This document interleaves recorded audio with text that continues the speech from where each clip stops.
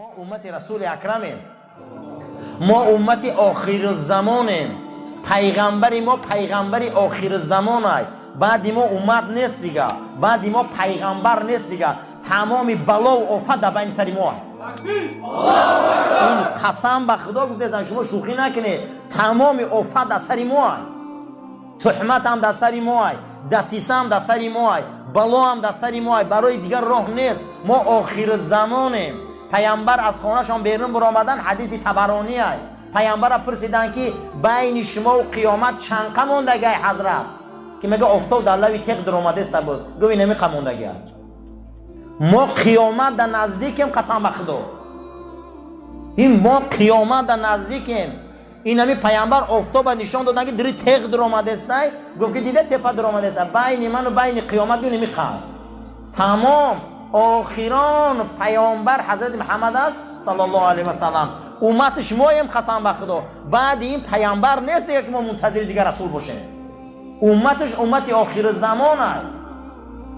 ما همین قدر دنیا پیش شده است، یکم قدر اختراعات پیشروی، همین قدر ما با آخرت نزدیک شده است به قیامت. کدام سحر اینمی که شما باور کنه، اینمی ممکنه که کدام روز چندین ظهور پیدا شود، ممکنه که کدام روز آفتاب از مغرب بروید. نشانه های قیامت علما ها بدیع و زمان حساب کتاب کرده 88% شده بوده. ای زمان رسول اکرم تا همین زمان از پیامبر میبیاین میپرسن یسالونک عن الساعه، کی میبیام قیامت؟ تو میگفتگی گفته شما ای قیامت میپرسه و یا قیامت من خودم اومدم، یا قیامت رسول الله های. یکی ای نشانه های قیامت پیغمبران میگفتن که آمدن پیغمبری آخر زمان است. آخ شما ای قیامت نپرسه. گفت چگونه؟ گفت ای روز من به دنیا آمدگم که زمین قیامت میشود. میای برادرو، این بزم بینو، این دعوت بینو، این عشق بینو، کجای ده امتی نبین. زمین قدس بین که 4-5 روز قیامت بود، 2 روز آخر تراویح خوندستی هم بود. همون جانورای وحشی پروندن، جقیدن، تنکه های مارکاوا. من که نام ابلیس اتش مارکاوا است.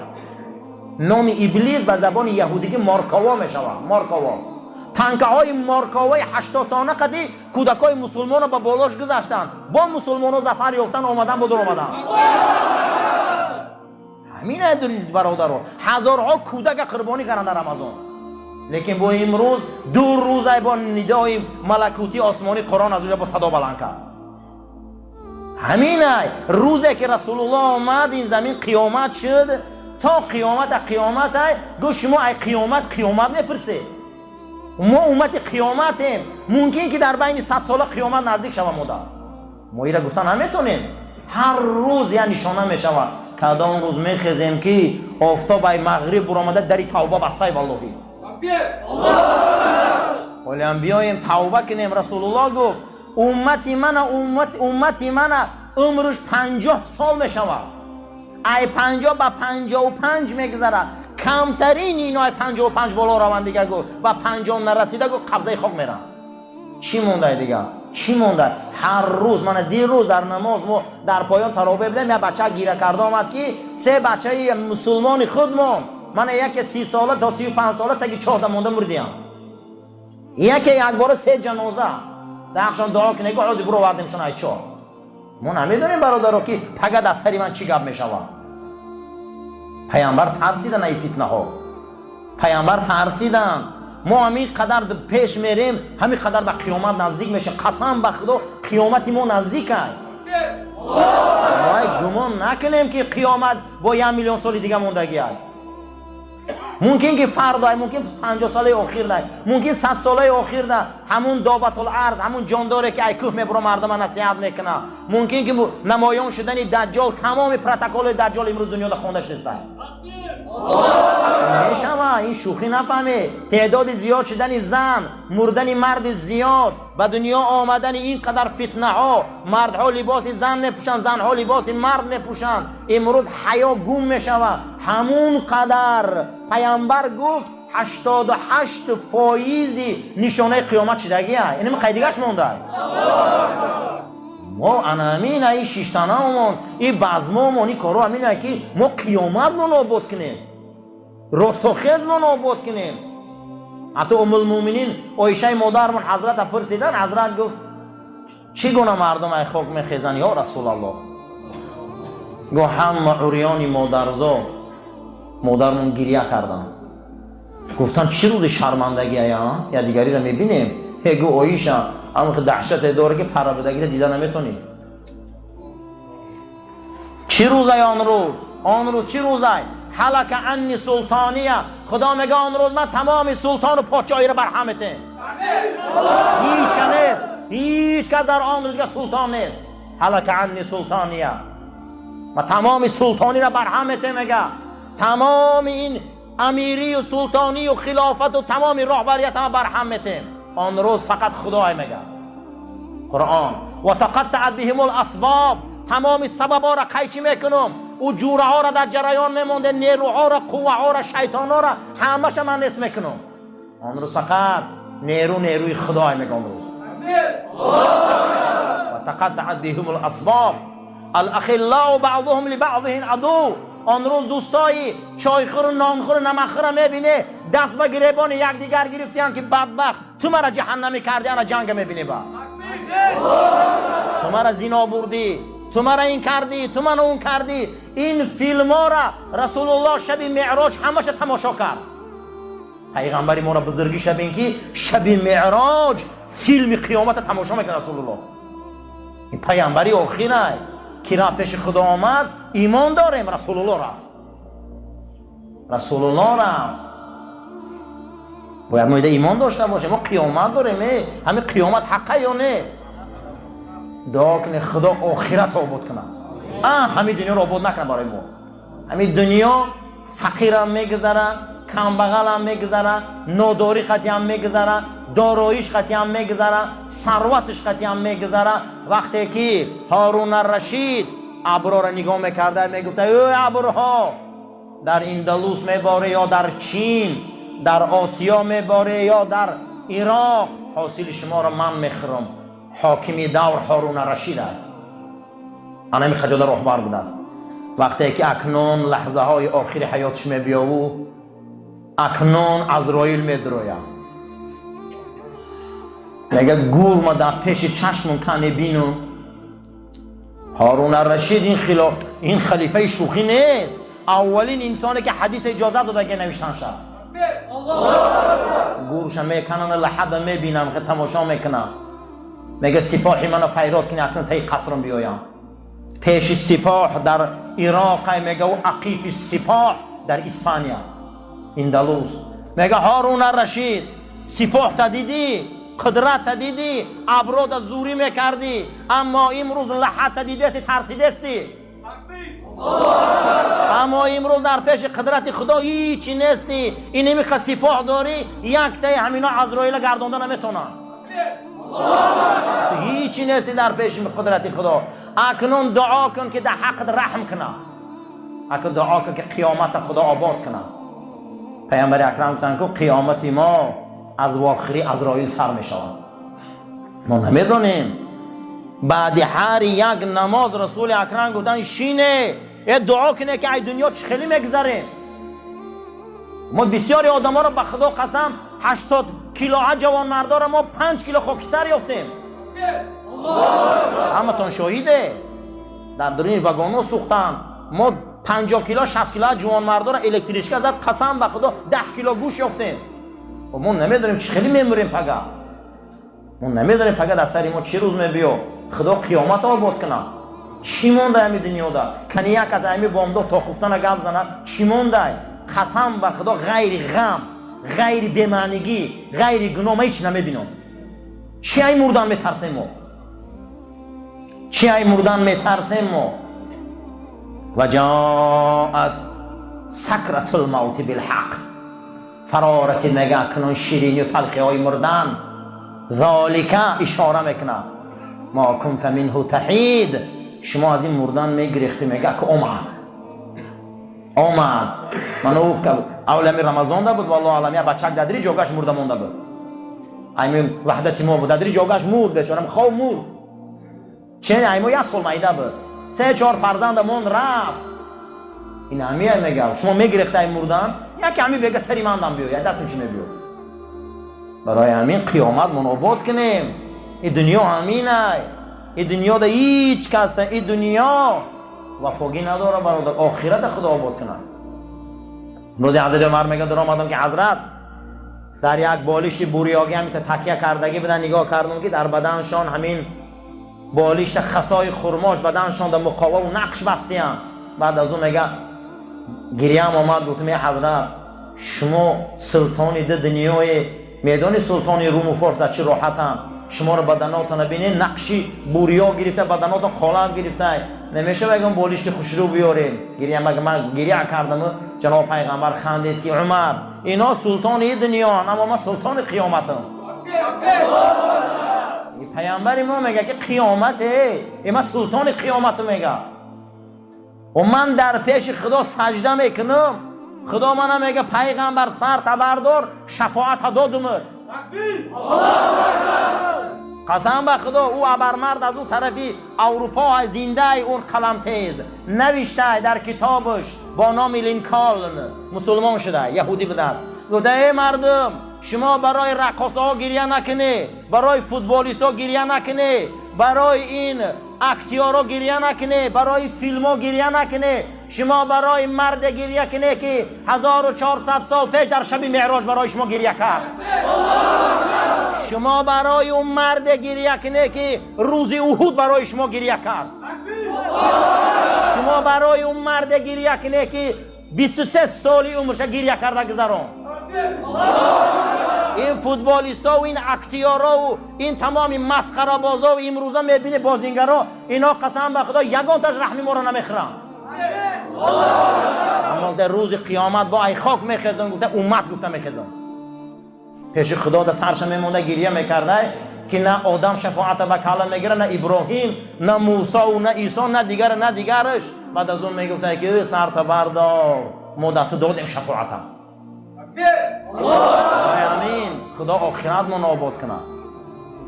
حضرت سلطان صلاح الدین ایوبی را وقت پیش پدرش میبیارن نجم الدین ایوبی میگه لقبش نمیمونی دعاش نمیته میده چند دست و نگاه میکنه و دستش میبرداره میگه پروردگارا این فرزندی من بردبار گردان از بالای اسب نفرار شد و همین قدس مبارک به دست همی فتح کرد. دعای پدر رفت این جانورای وحشی را از همین سرزمین سر کردیم. بعد از اون میگه گفت لقبش چی میمونی؟ نامش یوسف بوده. گفت لقبش چی میمونی؟ گفت لقبش ایستاده گفت کسی را که دینداریش اصلاح شود کسی دینداریش اصلاح شود کسی دینش اصلاح شود گفت خدا دنیا را پیش پای وید آوردن میپرتاید لقبش صلاح الدین میمونه.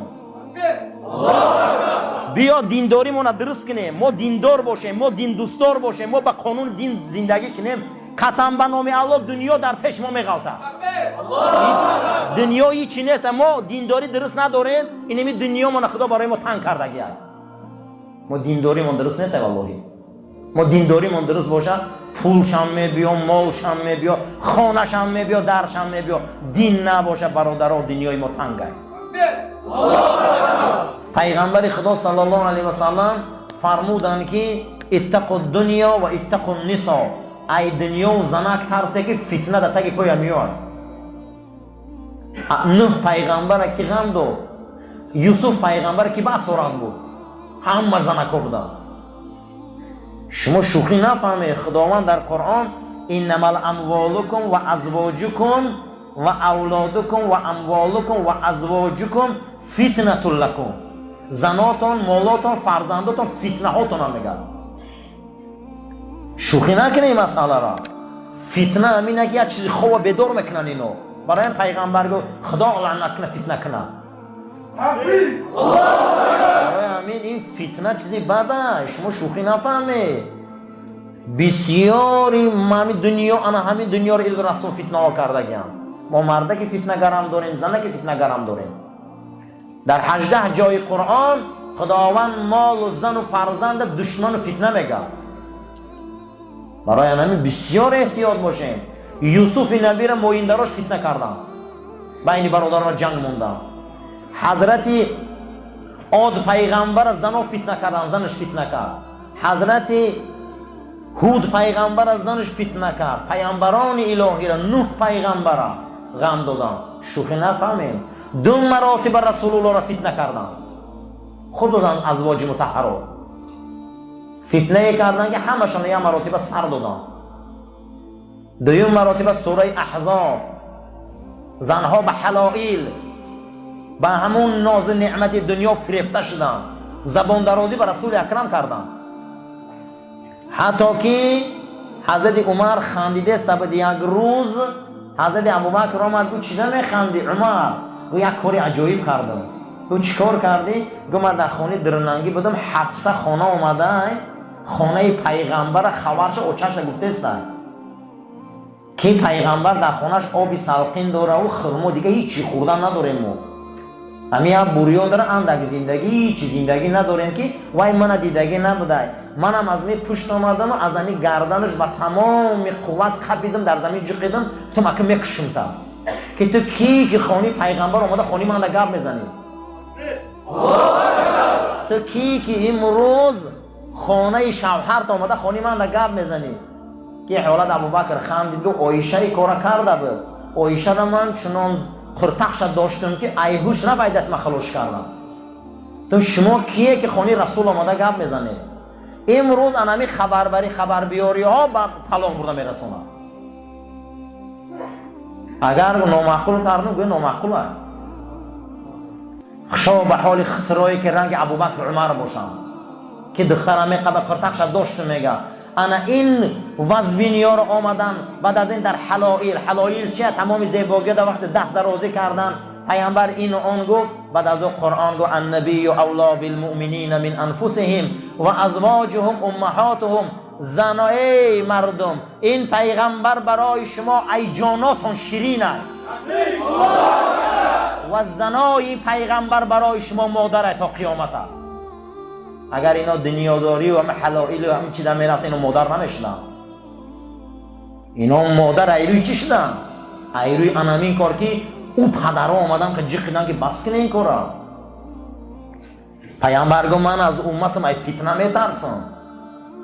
چقدر امروز بین ما در فتنه، چقدر بین ما در دسیسه، چی خواه بیدار میکنن. برای رسول اکرم گفت خدا لعنت کنه فتنه کنه. پروردگار ما هم دعا میکنیم پروردگار زنی فتنگر قدیم مرد فتنگر لعنت کرد. برای به هیچ چیز میسازم، به هیچ چیز.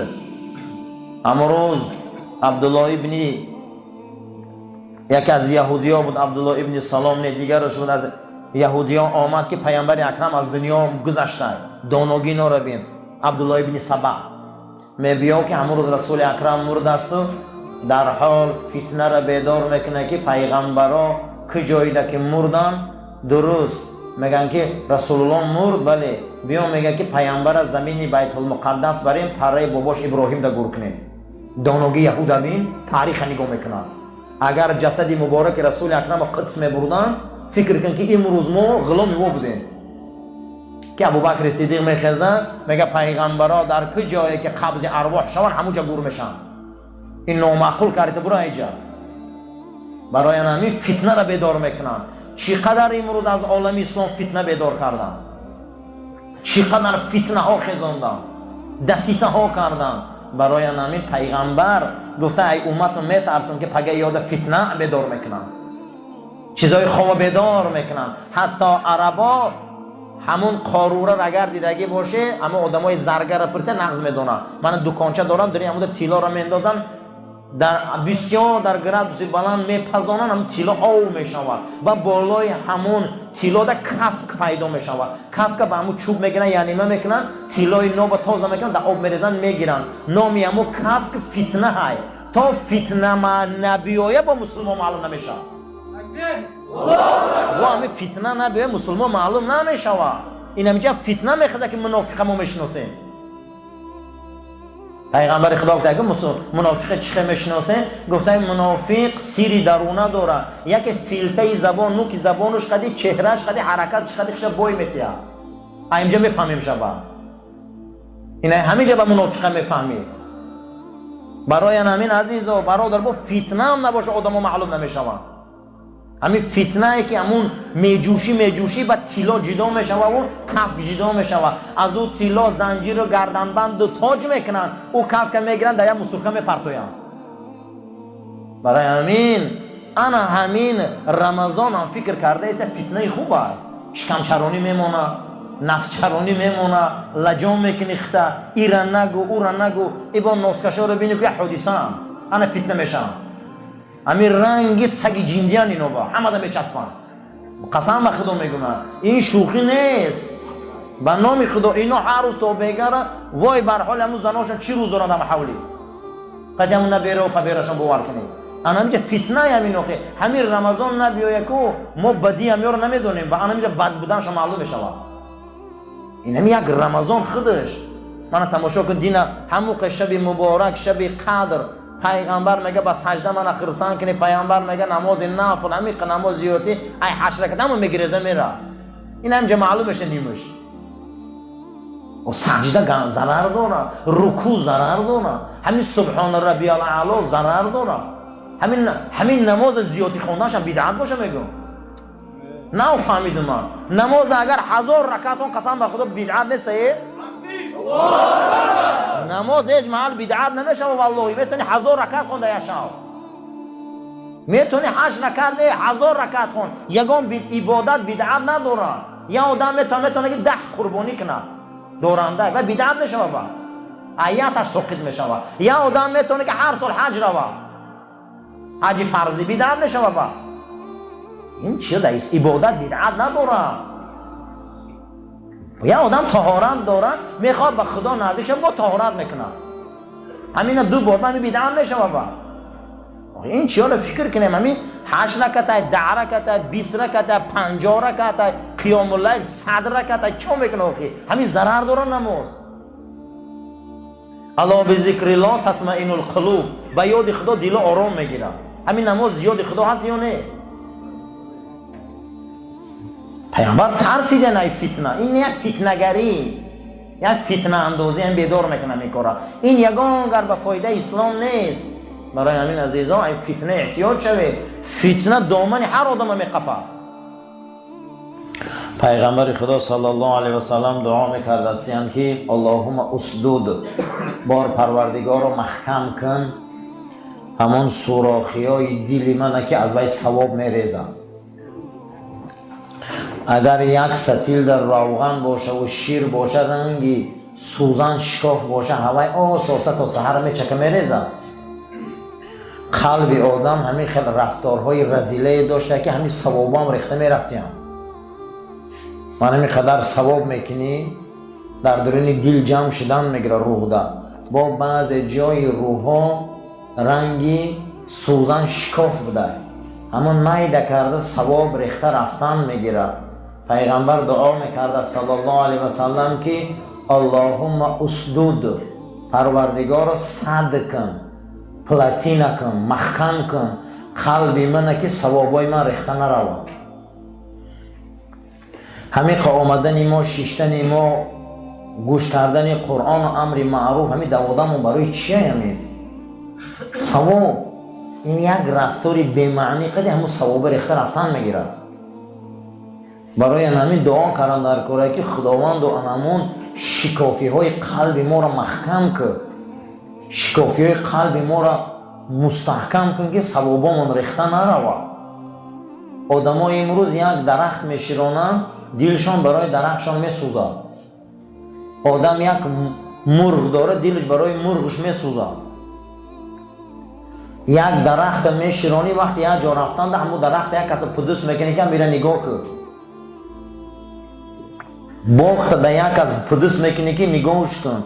اگر آت ده یک کس پدوس میکنی که نگاه کن. همین آت استفاده بر بخور این کن آن کن، همین کارا کن که همین رسوا نشوه. پیغمبر 1.5 میلیارد امت با بی‌صحی پرتفته میره.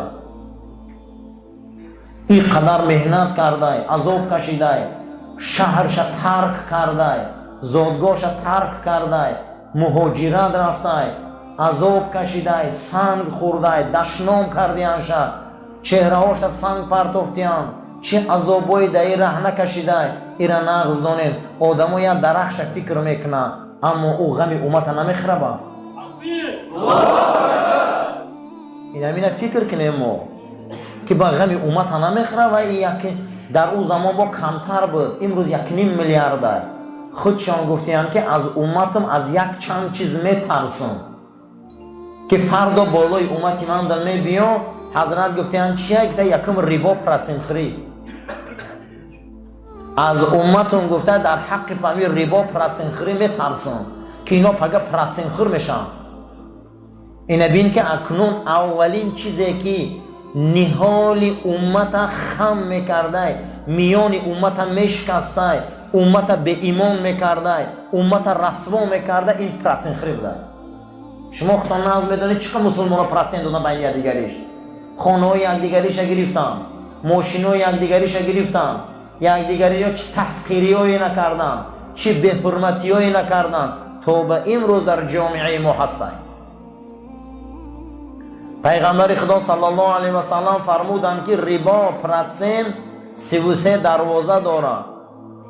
ای همه دروازه سبکترینش به مادر نزدیک کردن است. این ترسیدن رسول اکرم.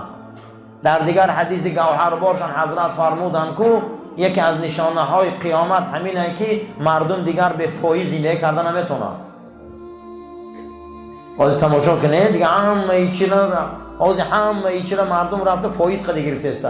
فایز خدی پول میگیره، فایز خدی خانه میگیره، فایز خدی ماشین میگیره، فایز خدی حولی میگیره، فایز خدی چی عملوی نکرده است. حتی نگاه کنیم که همون کارت ها هم هر روز ما در فایز میتیم که ای وقت استفاده بر فایز نمیتیم. ایتا میکنیم. پیامبر در او زمان میگن که من از امتم ای فایز میترسم. من از امتم ای فایز میترسم. روز میشم که یگان تعینون نمیمونه که در فایز ندرویم. این معجزه شونه. میدونستیم که روز میشه همه ما در فایز میدرویم. من بان خدمت تقریبا میگه قرض گیری بانک. معلوم ده پیامبر میدونسته که همین زمان میبیو برنامه یهود غلبه میکنه. وقتی که فایز خورد مردم میرن نغز دان دعاش قبول نمیشه و دیگه افلاسی دادرنش. اما ببینید افلاسی ای این رسول الله ترسیدیم. ای نهال امت ترسیدیم که امتی من نهالش حیف میکنن بر ربا. دویم گفته به فتنه.